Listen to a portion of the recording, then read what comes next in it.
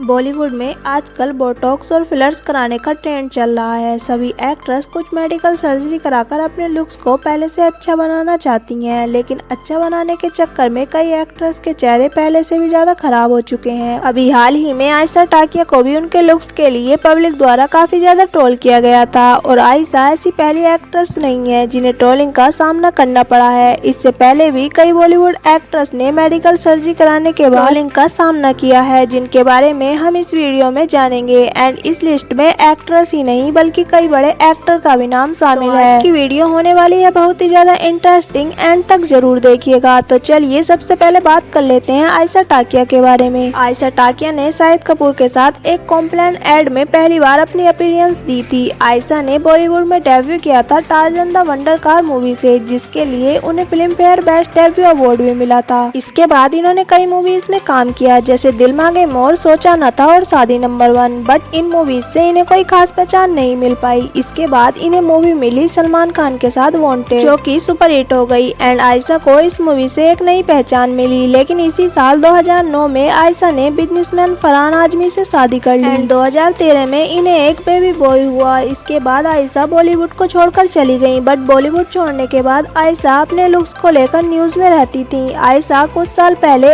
ऐसी दिखती थी जब वो यंग थी, बट अब ये कुछ ऐसी दिखती हैं। इन्होंने लिप फिलर्स कराए हैं और चिक फिलर्स भी करवाए हैं, जिससे इनका लुक काफी चेंज हो गया है, जो पब्लिक को बिल्कुल पसंद नहीं आया और उन्हें इंस्टाग्राम पर काफी ज्यादा ट्रोल किया गया, जिससे उन्होंने अपना इंस्टाग्राम अकाउंट डिलीट कर दिया था। बट अब उन्होंने फिर से अपना अकाउंट ओपन कर लिया है। कुछ लोगों का कहना है कि आयशा को उनके लुक चेंज की वजह से ही बॉलीवुड में काम मिलना बंद हो गया था और आयशा ही नहीं बल्कि बॉलीवुड की कई एक्ट्रेस के साथ ऐसा हो चुका है कि कुछ मेडिकल सर्जरी कराने के बाद उनका बॉलीवुड में करियर ही खराब हो गया। रिमी सेन जो एक टाइम की फेमस एक्ट्रेस थी और उन्होंने बिग बॉस में भी पार्टिसिपेट किया था और इस शो के बाद वे ज्यादा देखने को नहीं मिली थी और रिसेंटली उनकी एक वीडियो काफी ज्यादा वायरल हो रही है, जहां पर वे कम्प्लीटली डिफरेंट दिखाई दे रही हैं। गोलमाल, दीवाने हुए पागल, धूम, हंगामा जैसी मूवीज का वे पार्ट रह चुकी हैं, जिसमें उनकी नेचुरल ब्यूटी थी, बट जो रोल उन्हें मिल रहे थे उससे वो सेटिस्फाई नहीं थी। तब उन्होंने बॉलीवुड से दूरी बना ली। 2015-16 के बाद वे बॉलीवुड में देखने को नहीं मिली। रिमी को 9 साल हो गए थे ये इंडस्ट्री छोड़े हुए एंड इन 9 साल में रिमी में कई चेंजेस देखने को मिले और अब उनका लुक कम्प्लीटली चेंज हो गया है। उन्होंने लिप फिलर्स करवाए हैं और उन्होंने चिक्स पर बोटॉक्स कराया है। उनकी आईब्रो भी बहुत स्टिफ है, वो बिल्कुल भी मूव नहीं कर पाती हैं। बोटॉक्स और फिलर्स में यही प्रॉब्लम है कि लोग प्रॉपरली अपने एक्सप्रेशन नहीं दे पाते हैं और इसके कई साइड इफेक्ट भी हैं। बॉलीवुड में अपने आप को एक्ट्रेस को यंग दिखाना पड़ता है अगर उनको यहाँ पर काम करते रहना है, तो हैंस वो इतनी ज्यादा इनसिक्योर होती हैं रिंकल्स वगैरह के लिए कि वो ऐसे प्रोसीजर्स कराती हैं। अब आप अदिति राव हैदरी को ही ले लीजिए, पहले वो कुछ इस तरह की दिखती थी, बट अब उनका लुक काफी चेंज हो गया है क्योंकि उन्होंने बोटॉक्स और फिलर्स का सहारा लिया है। कुछ टाइम पहले वे अपनी मूवी हीरा मंडी के प्रमोशन के लिए एक शो में गई थी, जहाँ पर वे हंसना तो चाह रही थी बट वो खुलकर हंस नहीं पा रही थी। वो हंस तो रही थी बट उनका फेस काफी स्टिफ लग रहा था। जनरली ये बोटॉक्स और फिलर्स के साइड इफेक्ट थे। चलिए जानते हैं इस बोटॉक्स के बारे में कि आखिर ये क्या है और लोग इसे इतना क्यों कराते हैं। बोटॉक्स एक दवाई है जिसका यूज सिकुड़े हुए मसल को रिलैक्स करने के लिए किया जाता है। इंडिया में इसका यूज सबसे पहले आंखों के ऑपरेशन के लिए किया गया था। इसके अलावा माइग्रेन और ओवर एक्टिव ब्लैडर में इसका यूज होता है। 2010 तक इसका यूज केवल मेडिकल इंडस्ट्री तक सीमित था, बट इसके बाद इसका यूज कॉस्मेटिक इंडस्ट्री में भी किया जाने लगा क्योंकि बोटॉक्स जैसी दवाई चेहरे के रिंकल्स और फाइन लाइन्स को मिटाने का काम करने लगी और सभी को लगा कि इससे उम्र को छुपाया जा सकता है क्योंकि इस प्रोसेस में चेहरा टाइट होने की वजह से चमकने लगता है। अब ये बात तो हम सभी जानते हैं कि सेलिब्रिटीज के लिए खूबसूरत दिखना कितना ज्यादा जरूरी होता है। वे अपनी खूबसूरती को बरकरार करने के लिए काफी प्लास्टिक सर्जरी कराते हैं। पहले ये सेलिब्रिटीज इन ट्रीटमेंट्स के लिए फॉरेन कंट्री में जाते थे, बट अब ऐसा नहीं है क्योंकि ये सभी ट्रीटमेंट अब इंडिया में भी अवेलेबल है। हर कोई अपने आप को सुंदर दिखाने के लिए कॉस्मेटिक सर्जरी का सहारा लेने लग गया है। बॉलीवुड में बोटॉक्स की शुरुआत शिल्पा शेट्टी और श्रीदेवी ने की थी, बट अब ये ट्रीटमेंट हर दूसरी एक्ट्रेस करा रही है क्योंकि अब ये हर ब्यूटी पार्लर में अवेलेबल होने लग गया है